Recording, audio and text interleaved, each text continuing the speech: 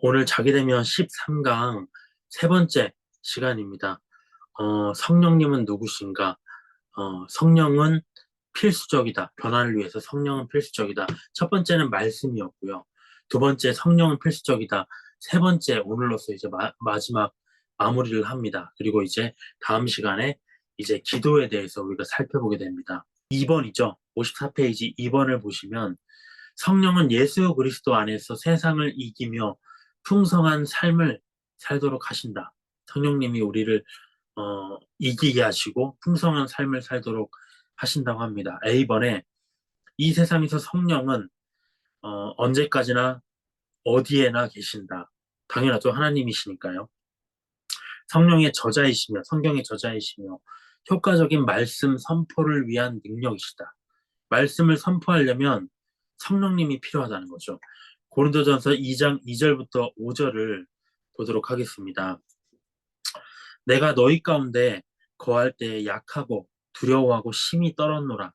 내 말과 내 전도함이 설득력 있는 지혜의 말로 하지 아니하고 다만 성령의 나타나심과 능력으로 하여 너희 믿음이 사람의 지혜에 있지 아니하고 다만 하나님의 능력에 있게 하려 하였노라. 이렇게 되어 있습니다.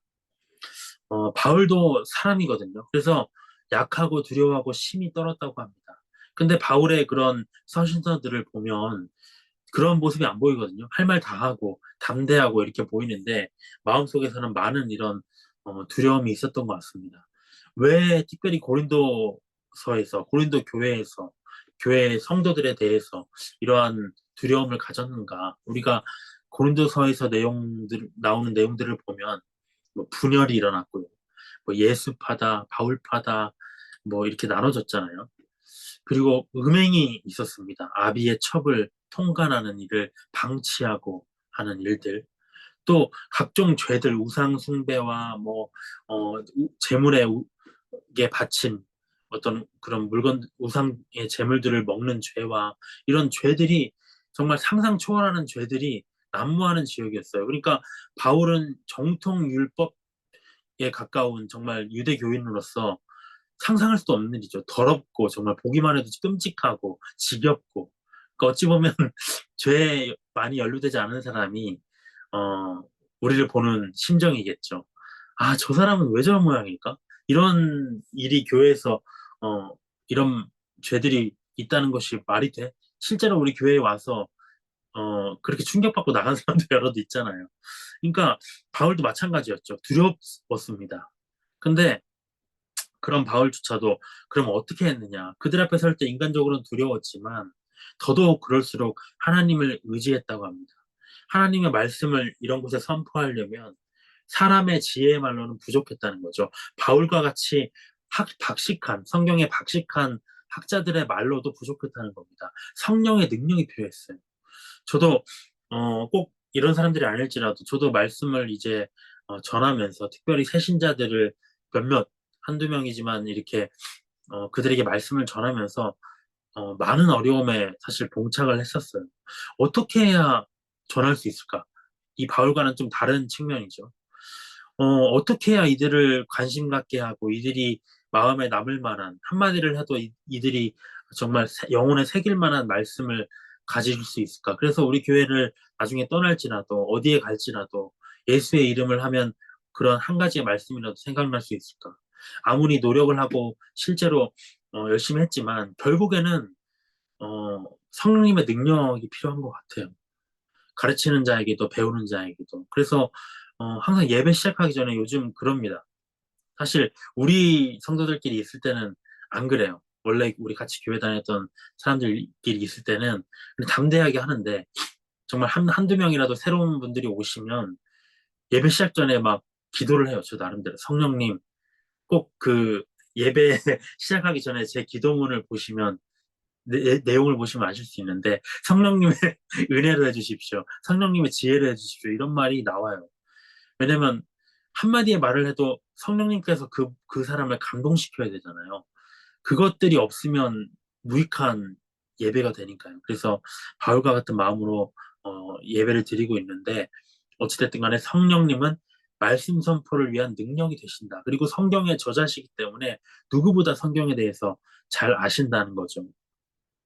2번 베드로전서 1장 10절, 11절에 보면 이 구원에 대하여는 너희에게 임할 은혜를 예언하던 선지자들이 연구하고 부지런히 살펴서 자기 속에 계신 그리스도의 영이 받으실 고난과 후에 받으실 영광을 미리 증언하여 누구를 또는 어떠한 때를 지시하시는지 상고하니라.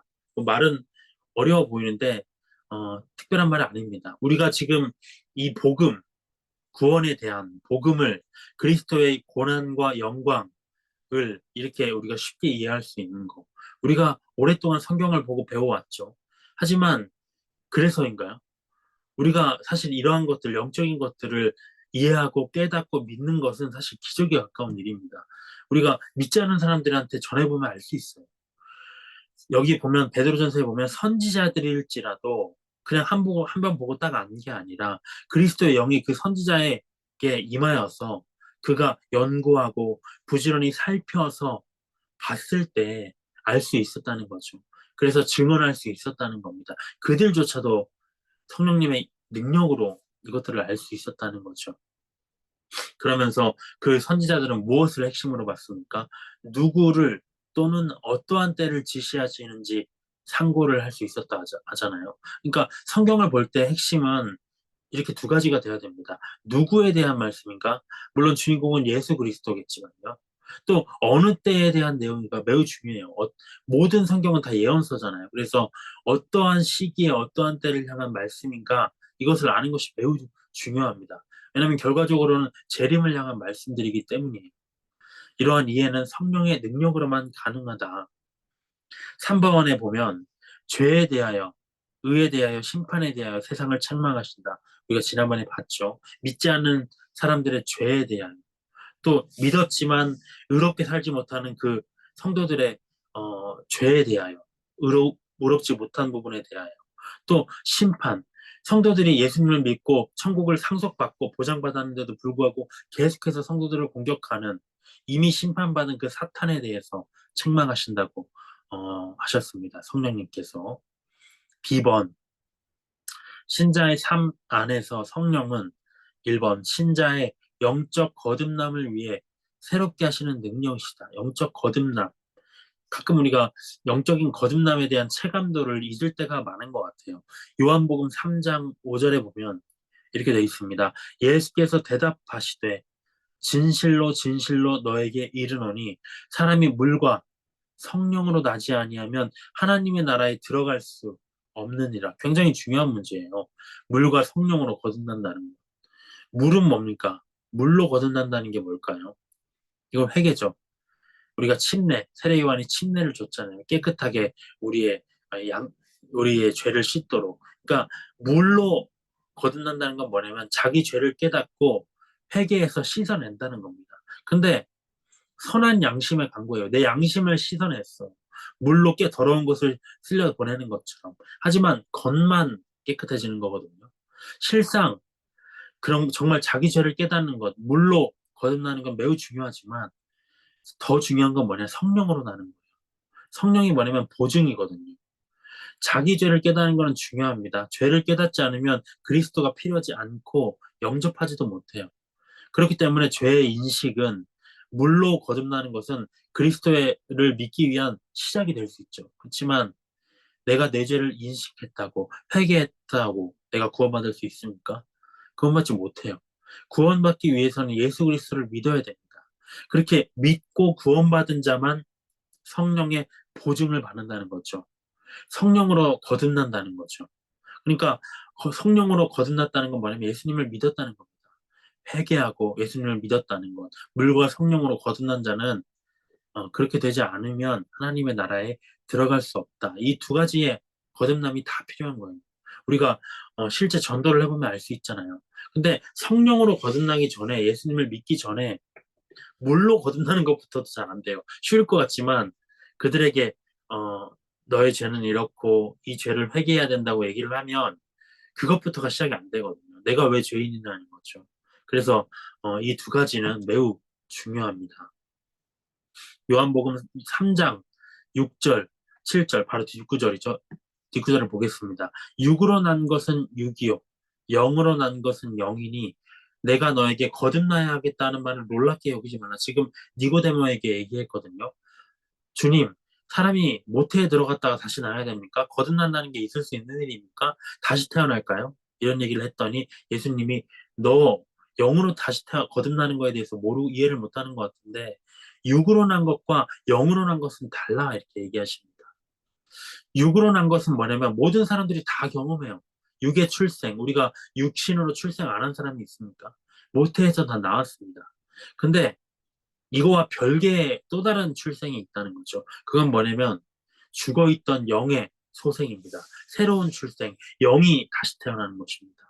죽어있던 영이 태어나는 것입니다. 그게 바로 거듭남. 첫 번째 태어남이 아니라 거듭 태어나는 거죠. 영의 출생입니다. 두 번째 이 출생이 없으면 우리는 구원받은 자가 아니다. 그래서 이건 놀라운 것이 아니다. 3장 8절에 보면 바람이 임의로 불지 않느냐? 네가 그 바람의 소리를 듣지만 어디로 와서 어디로 가는지는 모르잖아. 근데 성령으로 난 사람도 다 그러하니라. 그러니까 육의 사람이 태어날 때는 어떻습니까? 굉장히 시끄러워요. 소리 지르고 울고 눈에 보이고 손에 잡힙니다. 하지만 영의 사람으로 태어날 때는 어떻습니까? 겉으로는 티가 안 나요. 마치 바람과 같죠. 바람이 소리는 들려요. 우리가 성령이 오순절날 강림했을 때 소리가 들렸다고 하지만 어쨌든 우리가 내주하실 때도 뭐 소리가 꼭 들리는 건 아니지만 어쨌든 바람과 같은 이건 비유입니다. 바람이 우리가 소리는 들리지만 보이지가 않잖아요. 그러니까 소리가 들린다는 건 뭡니까? 있다는 거죠. 그렇기 때문에 우리가 바람이 안 보이니까 없어 이렇게 생각하는 사람이 있습니까? 없어요. 아무도 없습니다. 이것도 마찬가지라는 거죠. 영의 사람이라고 거듭나는 것 이거는 눈에 보이지 않는다고 없는 게 아니다. 성령께서 하나님의 영을 우리에게 불어넣어서 우리의 영을 소생시킨 것이기 때문에 눈에 보이지 않지만 반드시 실제로 일어나는 일이다 라고 예수님이 말씀을 하고 계십니다. 성령님으로 인해서 우리가 새롭게 태어날 수 있다는 것이죠. 2번을 보겠습니다. 그리스도의 몸이 되는 세례를 주신다. 그리스도의 몸이 되도록 하신다는 거죠. 고린도전서 12장 13절에 이렇게 되어 있습니다. 우리가 유대인이나 헬라인이나 종이나 자유인이나 다 한 성령으로 세례를 받아 한 몸이 되었고 또 다 한 성령을 마시게 하셨느니라 라고 되어 있어요. 세례라는 거는 어, 빠지는 겁니다. 그러니까 우리가 물에 빠지면 온통 다 들어가는 거잖아요. 이 부분만 젖고 이 부분은 안 젖고 그런 게 아니잖아요. 다 하나같이 다 젖어버리는 겁니다. 성령을 마시면 우리가 온 몸에 다 퍼지는 거잖아요. 이쪽에는 퍼지고 이쪽에는 퍼지지 않고 이런 게 아니잖아요. 한 성령을 받았다는 건 뭐냐? 우리가 육의 사람은 인종에 따라서 민족에 따라서 다 달라집니다. 외형도 다르고 겉모습도 다르고 실제로도 다른 종족이에요.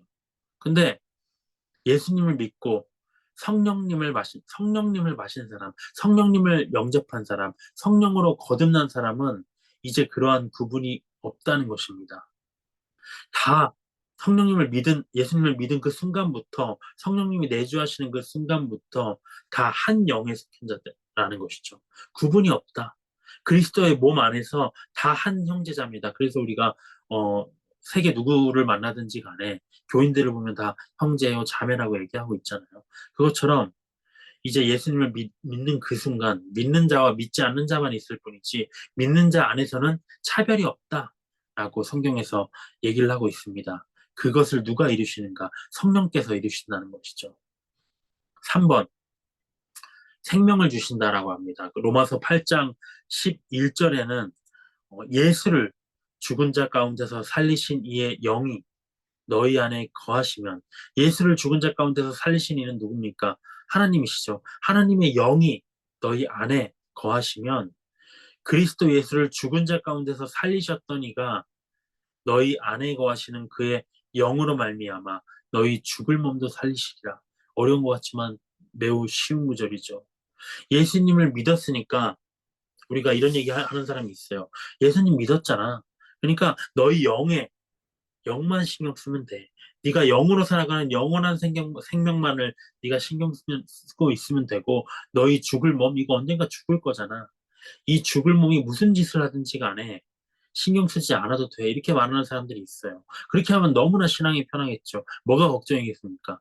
지금 이 시간에 이렇게 성경을 볼 필요가 뭐가 있겠습니까? 그냥 우리가 예수님 믿어서 성령님이 내 안에 거하시는데 나는 거듭나고 이제 영생을 얻었는데 영의 구원을 얻었는데 내 육신의 몸 그냥 대충 살지 뭐. 대충 먹고 대충 즐기고 살다가 예수님 믿고 천국 가면 되지 뭐. 그렇지만 그게 아니라는 거죠. 성경은 뭐라고 얘기하냐면 우리의 영의 구원이 지금 우리가 입고 있는 이 하등 쓸모없는 육의 삶과 관련이 있다는 겁니다. 그렇기 때문에 성령께서는 언젠가 죽은 이 몸 그냥 버려두시는 게 아니에요.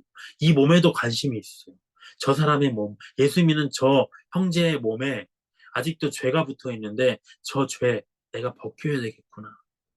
이 몸이 영의 구원에 영향을 미치지 않도록 우리의 죽을 몸도 살리시는 역할을 한다는 거죠. 근데 우리 몸은 살아있어요. 뭘 또 살리시겠다는 거죠? 우리가 죄에 포로되어 있잖아요. 그렇게 살면 살아있어도 산 게 아닙니다. 죽은 자처럼 살고 있잖아요. 그 죽은 자처럼 살고 있는 우리의 몸을 자유롭게 하신다는 거죠. 참 은혜 아닌가 싶습니다. 로마서 8장 12절 그 다음 구절에 보면 그러므로 형제들아 이러한 성령님의 은혜를 알고 있는 너희들아 우리가 빚진 자로 돼 육신에게 져서 육신대로 살 것이 아니다. 왜냐? 성령님께서 우리의 죽을 몸을 살리시려고 그렇게 노력하시는데 너의 육신은 그 기대에 부응하지 않고 제멋대로 살아간다면 자포자기한다면 너무 그거는 성령님께 죄송한 일 아닌가? 육신에게 져서 그냥 자포자기로 살 것이 아니다. 너희가 육신대로 그렇게 살면 반드시 죽는다는 거죠. 자포자기 해버리면 반드시 죽는다는 거죠. 육의 삶이 영의 삶에 영생에 영향을 끼친다는 겁니다. 그러면서 영으로서 몸의 행실을 죽이면 살리니 무릇 하나님의 영으로 인도함을 받는 사람은 하나님의 아들이다라고 얘기를 해요. 이 단계까지 가야 되는 거죠. 하나님의 영으로 인도함을 받아서 우리의 육신의 행실, 몸의 행실을 제어할 수 있는 수준, 통제할 수 있는 수준, 우리의 영이 우리의 몸을 통제할 수 있는 수준, 죽을 몸을 통제할 수 있는 수준까지 가야만 하나님의 아들이라고 할 수 있다는 겁니다.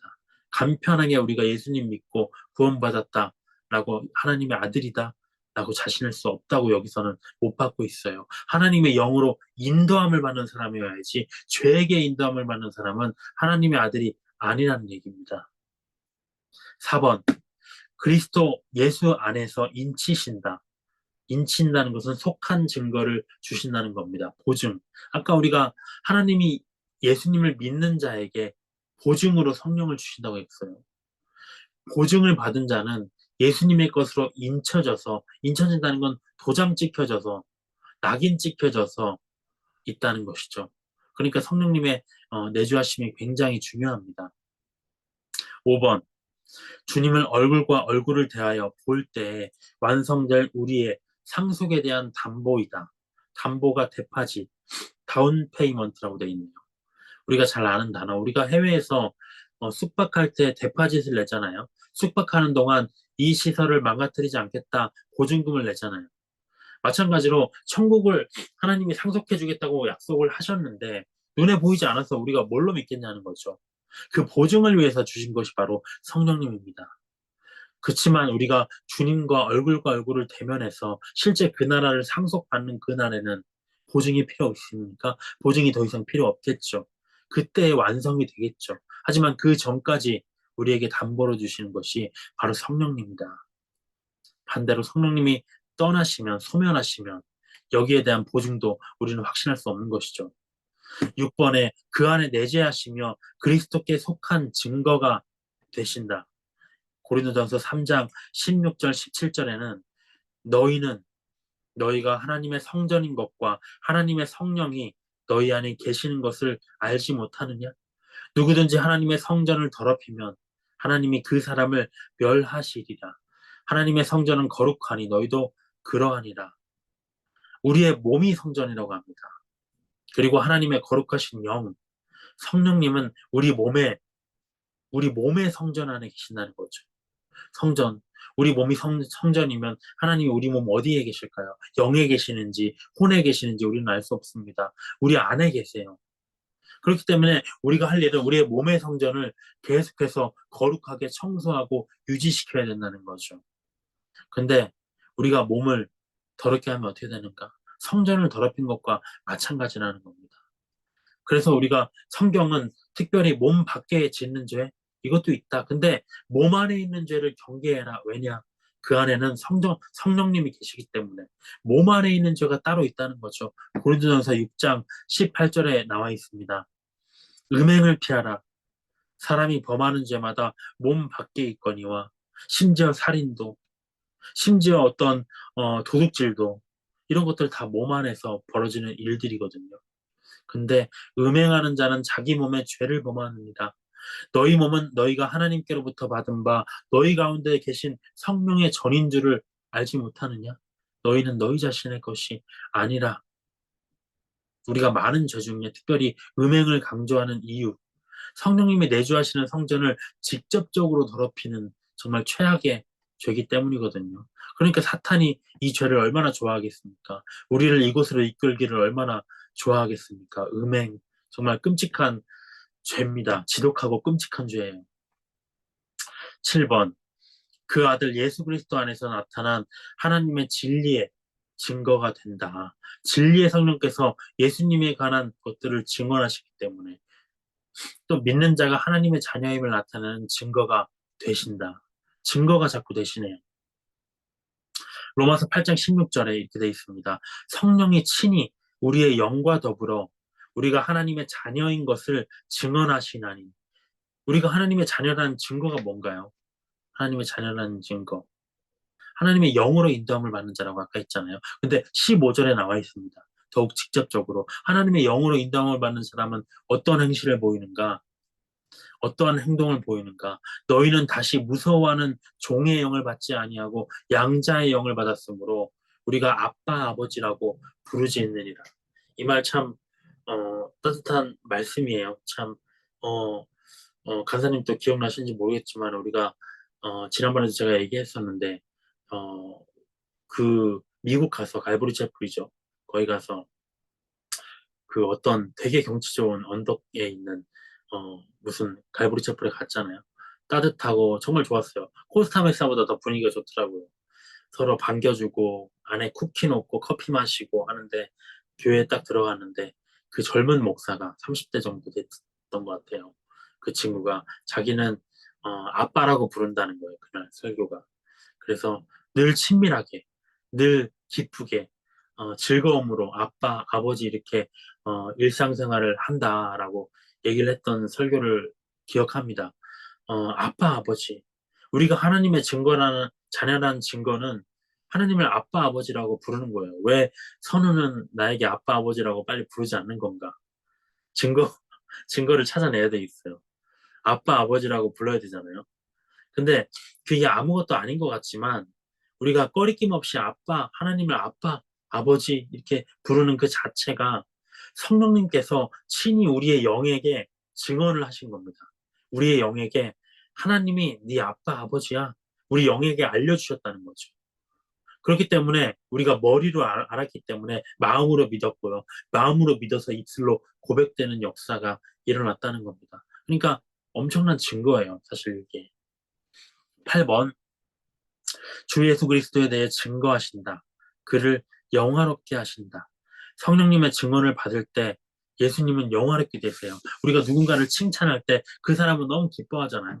그것처럼 성령님께서 우리의 입술로든 무엇으로든 예수님을 증언하실 때 예수님은 영화로움을 느끼신다는 거죠. 9번 신자를 거룩하게 하신다. 계속 해온 얘기입니다. 하나님이 쓰시도록 하며 거룩한 그릇을 만들며 예수 그리스도의 형상을 담게 하신다. 씻으시며 죄를 깨끗게 하시며 의롭다고 하신다. 의로움을 선포하신다. 진리와 오류를 분별토록 기름을 부으신다.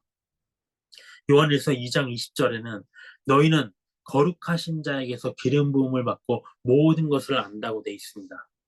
참 얼마 전에도 정말 더운 날인데 이렇게 하나님의 교회 전단지를 열심히 돌리는 하나님을 할머니를 봤어요. 뭐 하나님의 교회에 대한 내용을 가지고 얘기를 하려고 막 이렇게 돌아다니시는. 참 미혹당한 거죠. 근데 진리의 영으로 기름 부음을 받지 못했기 때문에 여기 말한 것처럼 진리를 모르는 거죠. 모든 것을 알아야 되는데 모르는 겁니다. 거룩하신 자에게서 기름 부음을 받은 게 아니라 사탄의 영에 미혹된 거거든요. 그러나 우리가 자신 있게 아는 것은 뭡니까? 우리가 성경에 대해서 자신 있게 선포하는 것은 성령으로 기름 부음을 받았기 때문입니다. 진리의 사랑을 받았기 때문이죠. 이것도 굉장한 축복이에요. 어떻게 미혹이 당할까? 그 영이. 참 신기한 일이죠. 12번. 다음을 통하여 인도해 주신다. 하나님의 생각을 나타내 주심으로 인도해 주시고요. 가르쳐 주시고요. 그리스도의 말씀을 생각나게 하신다고 합니다. 필요한 말씀이 이렇게 불쑥불쑥 떠오를 때가 있어요. 또 모든 진리로 인도하신다. 어떠한 결정이든 무엇이든 우리가 어떠한 판단을 하든 다 진리 가운데에서 결정될 수 있도록 우리를 인도하신다는 거죠. 사역의 결정에 대해서 지시하신다. 기도하실 때 도우신다. 매우 바쁘십니다. 로마서 8장 26절, 27절 이렇게 되어 있습니다. 이와 같이 성령도 우리의 연약함을 도우시나니 우리는 마땅히 기도할 바를 알지 못하나 오직 성령이 말할 수 없는 탄식으로 우리를 위하여 친히 간구하시느니라. 마음을 살피시는 이가 성령의 생각을 아시나니 이는 성령이 하나님의 뜻대로 성도를 위하여 간구하심이니라 라고 되어 있습니다. 하나님은 우리의 의지로 하는 온갖 미사 여구의 기도 이런 것보다도요, 뭘 좋아하시냐면 성령님께서 나를 위해 올려주시는, 대신 올려주시는 탄식의 기도에 더 잘 반응하십니다. 왜냐? 우리는 우리의 뜻대로 기도를 해요. 아무리 우리가 성경의 근거에서 공정하게 기도한다고 해도 우리의 감정과 마음이 들어갑니다. 하지만 성령님은 하나님의 뜻대로 기도를 하시거든요. 왜냐? 하나님과 예수님과 성령님은 한 분이시기 때문에 서로의 생각을 가장 깊은 것까지 다 통달하고 계십니다. 그래서 하나님이 뭐 어떤 기도를 원하시는지, 뭘 원하시는지 알고 계시거든요. 그래서 우리를 위해서 성령께서 간구하실 때 하나님이 더욱더 잘 반응하신다는 거죠. 마음을 살피시는 이가 내 마음속에 계시는 성령님의 생각에 더 잘 반응하신다는 겁니다. 13번. 다음에 의해 신자를 격려하신다. 소망을 주심으로. 소망을 주시는 것, 재림에 대한 소망이죠. 그 소망을 넘치게 주시는 분도 결국에는 성령님이다. 그를 위해 중보하심으로, 도와주심으로, 함께 하심으로, 위로해 주심으로 함께 격려하신다고 합니다. 14번, 다음을 위하여 신자에게 능력을 불어넣어 주신다. 예수 그리스도와 하나님 아버지를 충만하게 알도록 이라고 했습니다. 에베소서 3장 14절부터 16절, 이러므로 내가 하늘과 땅에 있는 각 족속에게 이름을 주신 아버지 앞에 무릎을 꿇고 비노니 그의 영광의 풍성함을 따라 그의 성령으로 말미암아 너희 속사람을 능력으로 강건하게 하시오며 성령께서 우리 속사람을 능력으로 강건하게 하십니다. 고린도후서 4장 16절에도 같은 내용이 나와요. 그러므로 우리가 낙심하지 아니하노니 우리의 겉사람은 낡아지나 우리의 속사람은 날로 새로워지는도다. 성령님은 우리 신자의 속사람이 강건케 되도록 매일매일 새힘 돋도록 하신다는 겁니다. 우리가 육신은 낡아져 가고요. 후패해져 갑니다. 겉사람이. 육신은 세월이 지남에 따라서 늙고 병들고 추하고 연약해져 가요. 그렇지만 중요한 것은 속사람이거든요. 크리스천에게 중요한 것은 속사람입니다. 속사람은 우리의 혼과 영입니다. 성령님을 바라는 우리의 영혼이 날로 강건해지도록 성령님께서 힘을 주신다는 거죠. 정말 모세가 죽기까지도 그 총명함을 잃지 않았다는 것, 이런 게 아닐까 싶습니다. 근데 반대로 우리가 젊은데도 불구하고 우리의 영혼이 무미건조하고 죽어갈 수도 있다는 거죠. 반대로. 강건케 해주심을 바라야 됩니다. 성령님의 강건케 하심. 비번. 예수 그리스도의 주님 되심을 선포하며 세상에서 그의 증인이 되도록 하십니다. 사도행전 1장 8절 오직 성령이 너희에게 임하시면 너희가 권능을 받고 예루살렘과 온 유대와 사마리아와 땅끝까지 이르러 내 증인이 되리라 하시니라. 바라는 것은 성령님이 우리 속에 하시는 것뿐만 아니라 우리 곁에 함께 타라 하시는 것뿐만 아니라 우리 위해서 임하여서 넘쳐오르게 에피하시는 걸 우리가 바라고 있어요. 우리 제자들을 향한 예수님의 이 지상 명령, 이걸 수행하려면 성령님의 임하심, 에피가 없이는 불가능합니다. 그래야 무엇이 생기기 때문에 디나미스, 신적 권능, 다이너마이트와 같은 그런 능력, 폭발적인 능력을 받고 가까운 데서 먼 데까지 목숨을 걸면서 사역할 수 있는 순교자의 자세, 말투스의 자세로 복음을 전할 수 있는 참된 증인이 될 수 있다는 거죠. 정말 이 단계까지 어떻게 갈 수 있을까요? 지금의 저는 너무 부족합니다. 우리는 다 너무 부족해요. 이 성령님의 충만한 역사로 인해서 전하는 복음은 어떤 것일까? 정말 이때를 간구합니다. 사실 지금은 다 정말 우리가 피상적으로 알고 있는 것 같아요. 하지만 그 성령님이 임하셨을 때 우리의 열정이 어떻게 바뀌고 우리가 가르치는 게 어떻게 바뀔지 정말 기대가 됩니다. 이 성령님의 세례를, 성령 세례죠. 오순절에 임했던, 강림했던 성령 세례를 정말 우리 교회와 우리 각자에게 주시기를 너무나 바랍니다. 10번, 고난과 박해의 때에 효과적으로 말할 수 있도록 하시고요. 말할 것을 준비하지 말라고 하시죠. 내가 알려주겠다.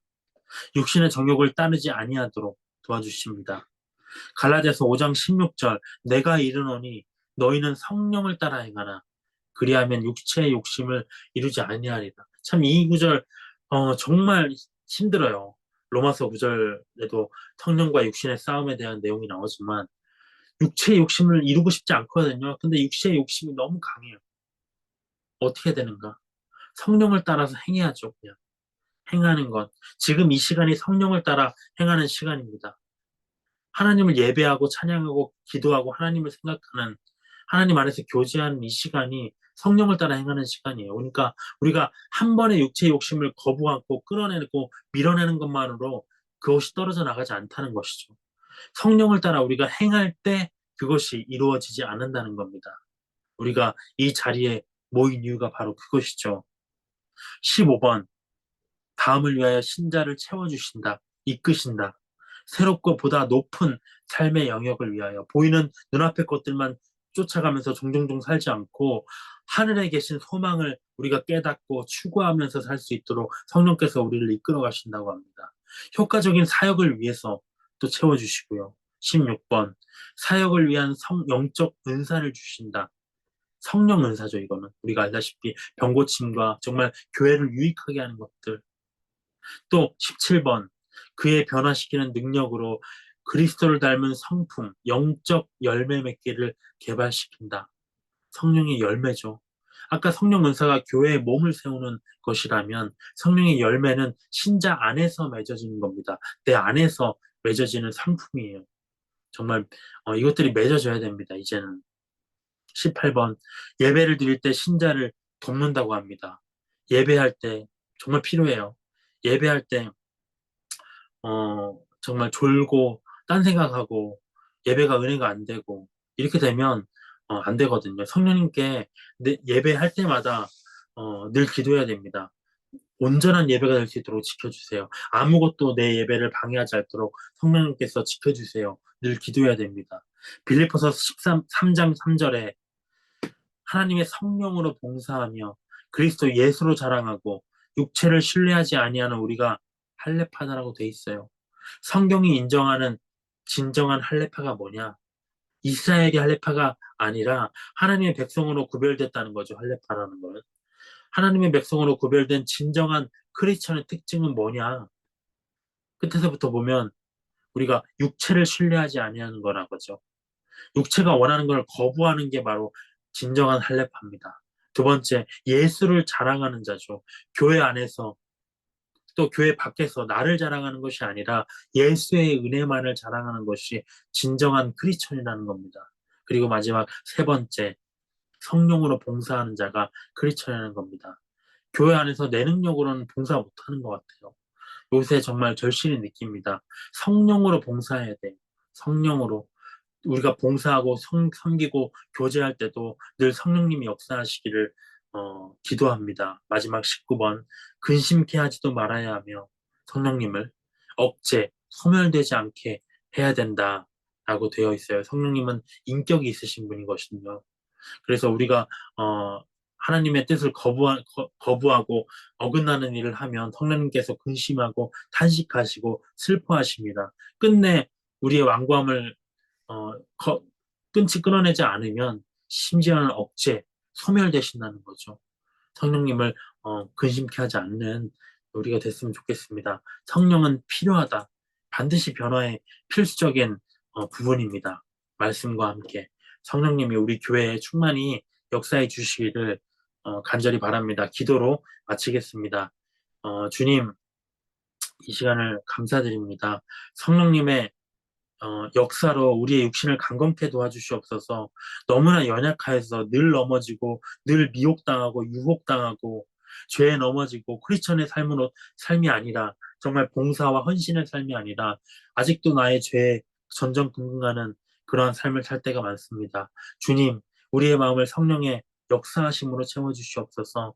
성령의 능력으로 채워주시옵소서. 이제 주께서 때가 되었사오니 하늘로부터 성령께서 임하셔서 우리가 정말 땅끝까지 복음을 전하는 이 시대 마지막 복음 전도자로 사용되게 도와주시옵소서. 우리 교회의 성도들의 마음이 헛된 곳으로 향하지 않기를 원합니다. 저를 비롯하여서 모든 성도들이 헛된 곳을 바라보지 않게 하시고 이 종말의 때에 무엇이 중요한지 분별하게 하시고 자만하지 않게 도와주시옵소서. 아무것도 우리가 이룬 것이 없습니다. 우리가 신앙생활을 오랫동안 했을 뿐이지 우리가 주님 안에서 맺어진 열매가 무엇입니까? 그럼에도 불구하고 내가 성경을 잘 안다. 내가 주님 안에서 뭔가를 이루었다. 정말 새신자들이 오면은 그들 앞에서 거드럭거리고 정말 그들 앞에서 나의 육신을 자랑하는 것 그러한 것들은 그리스도인의 모습이 아닙니다.